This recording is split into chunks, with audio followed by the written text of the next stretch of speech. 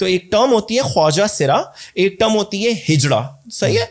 पहले मैं हिजड़े की आपको बता दूं, वो मेल्स, ये चाइनीज डायनेस्टी से आया है जिनके प्राइवेट पार्ट को कैस्ट्रेट कर दिया जाए। It could be due to a punishment, it could be due to anything, castrate कर दिया जाए। इनकी बड़ी इज्जत है इस्लाम में, जिनके बारे में जो है किसी ने ट्वीट भी किया था कि इस्लामिक डायनेस्टी का तो बड़ा पार्ट रहे हैं हिजड़े। वो क्यों रहे हैं भी मैं आपको बता देता हूँ। प्रॉफिट मोहम्मद सल्लल्लाहु अलैहि वसल्लम को जहां मदीना मुनव्वरा में जहां वो हैं इस वक्त, तो वहां की हिफाजत के लिए ऐसे लोग चाहिए थे जो पूरी तरीके से पाक हो, उनको ना हैज ठहरता हो, मेंसेस नहीं होते हो, ना उनको जो है इजैक्यूलेट करते हैं वो ऐसे लोग चाहिए थे।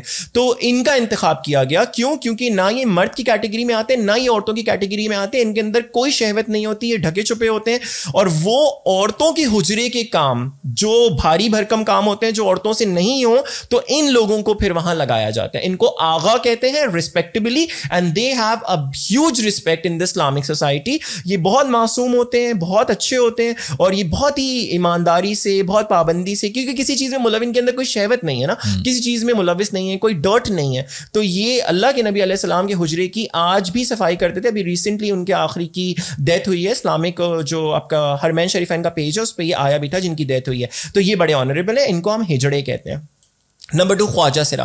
ख्वाजा सिरा इंटरसेक्स के लिए यूज होता है। जो अभी कह रहे थे ना शलवार उतारो, शलवार उतारो, भाई शलवार नहीं उतारेंगे तो पता कैसे चलेगा कि आप जो है वो ट्रांसजेंडर है या इंटरसेक्स है।